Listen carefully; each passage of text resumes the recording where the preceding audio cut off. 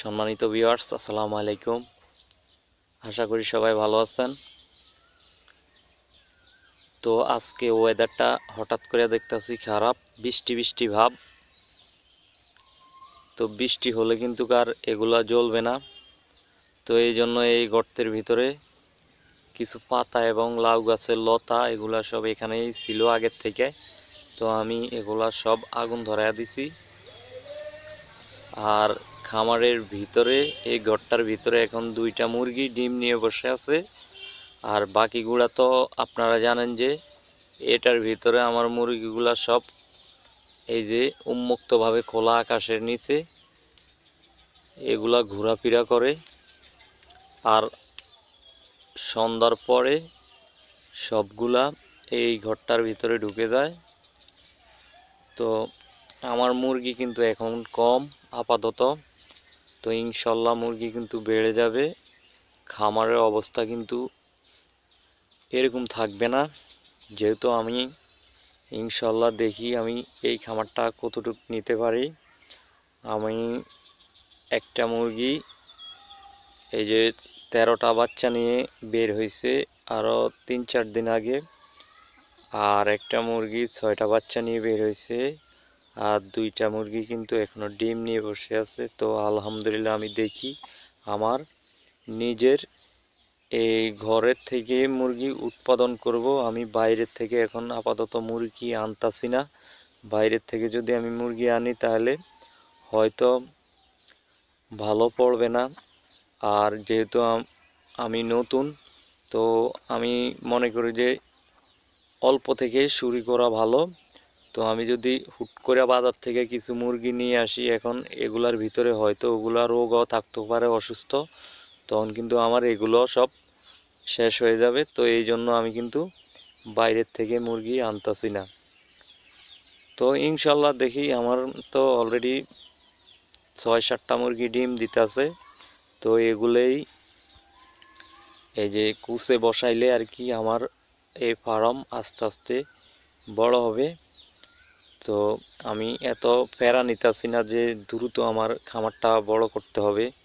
দেখি যে আস্তে আস্তে আমি যেতটুকু আমি যেতে পারি। তো বেশি যদি যে কোনো কাজ আস্তে আস্তে করাই ভালো। তো আমি যদি বেশি দ্রুত করতে যাই, বাজার থেকে তো আমি বলছি যে আনবো না মুরগি। এবং কি যেহেতু আমার এটার উপরে পুরো আইডিয়া নাই, তো এই জন্য আমি আস্তে আস্তে খামারটাকে গ্রো করতেছি।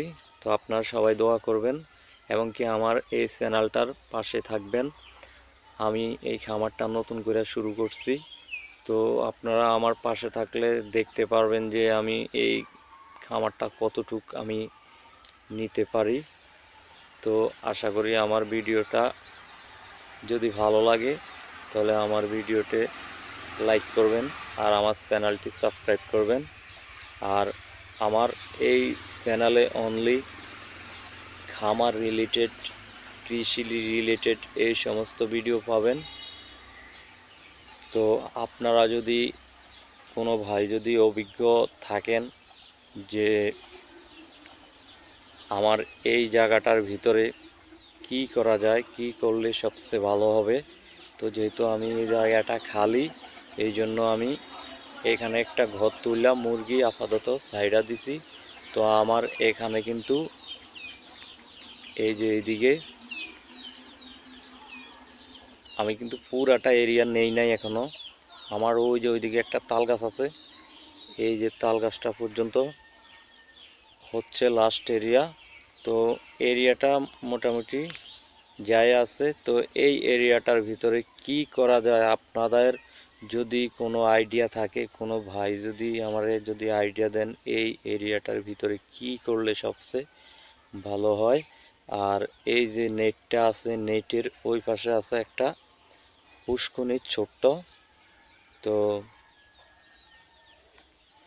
এটা কিন্তু নেটের বাইরে। তো এতটুক জায়গা নিয়ে যদি কিছু আমি এই যে সাইড দিয়ে কিছু নারকেল গাছ লাগাইছি এবং কি 12 হাতের মাথায় একটা নারকেল গাছ আমি এইভাবে লাগাইছি। যদি আপনাদের কোনো অভিজ্ঞতা থাকে কারো এগুলোর উপরে, তো ভাই দয়া করে আমার জানাইবেন এই জায়গাটার ভিতরে কি করলে সবচেয়ে ভালো হয়। আর এদিকে আমি কিন্তু টিন দিয়ে চারপাশ আর কি ঘেরাও দিয়ে ফেলাইছি।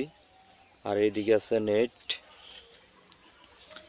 আর নেটের ওই পাশে হচ্ছে ওই যে আমি একটা গর্ত করছি, পুষ্কুনি বানাইছি আর কি।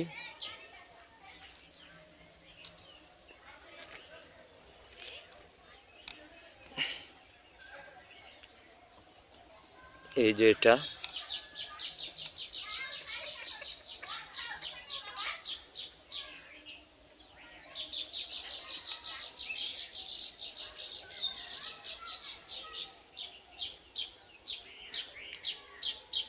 তো আমার এই জায়গাটা হচ্ছে একবারে শুনশান নিরিবিলি, একদম কোনো কাপজাপ নেই। তো এই জায়গাটার ভিতরে কি করলে ভালো হয়, তো যদি আপনারা যদি আমার এই কমেন্টের মাধ্যমে আমাকে একটু আইডিয়া দেন। আর এই দিকে আমি কিছু আপাতত কলা গাছ লাগাইছি।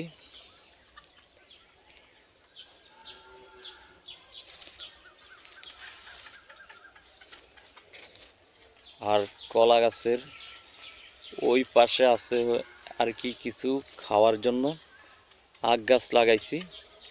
তো এগুলা কিন্তু আমি 2-1 দিনের ভিতরে এই যে আখ গাছের ভিতরে যেই কমলা গাছ এবং কি ঘাস আছে, তো এগুলা সব তুইলা আমি ভিতরে সার দিয়ে আর কি আখ গাছের গোড়ায় মাটি দিমু।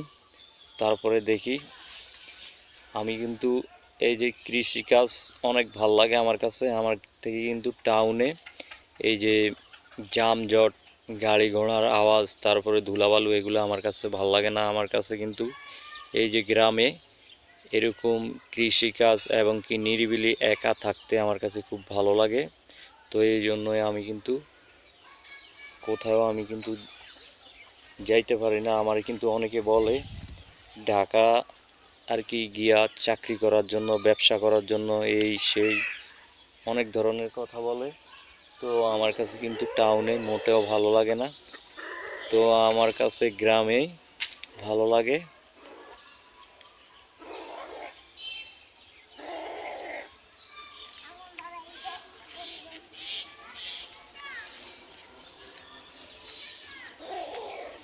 কোন দিক দিয়ে আইছো? কোন দিক দিয়ে আইছো?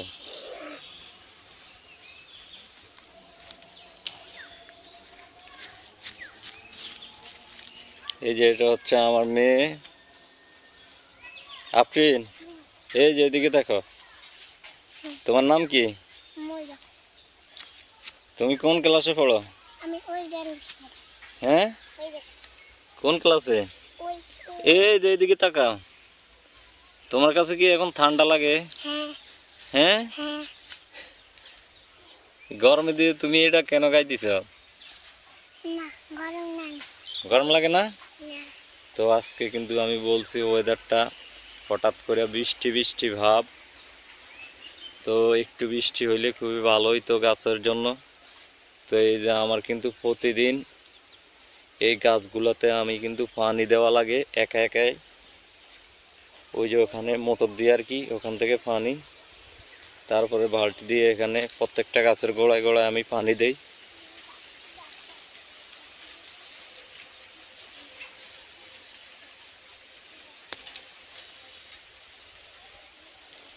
আর এই যে এইদিকে আমার এই যে পেঁপে গাছগুলা কিন্তু লাগাইছি নাম্বার 1, একদম এ ক্লাস ভালো বীজের আমি পেঁপে গাছ আর কি ম্যানেজ করছি। পেঁপের বীজই আর কি ম্যানেজ করছি, বীজই। তারপরে দানা চারণের পরে আমি নিজে আর কি চারা উৎপাদন করছি। 800 টাকা দিয়ে 1 প্যাকেট আর কি আমি পেঁপের বীজ আনছি। 1 প্যাকেটের ভিতরে মাত্র এই 50টা দানা ছিল।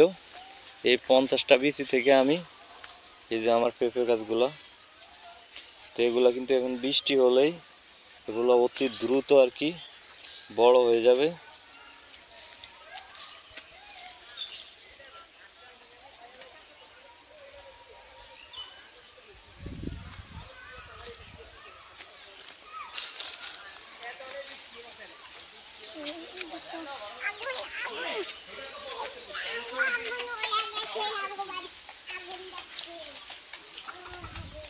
আর এই যে এইদিকে কিছু লাগাইছি মরিচ গাছ, খাওয়ার জন্য মরিচ। এটা হচ্ছে বোম্বাই মরিচ। এই যে এটাতে কিন্তু ফুল চলে আসছে। আর এই যে এইদিকে মরিচ কিন্তু একদম গাছে লাল হয়ে রয়েছে, কিন্তু খাওয়ার জন্য নেয় নাই কেউ।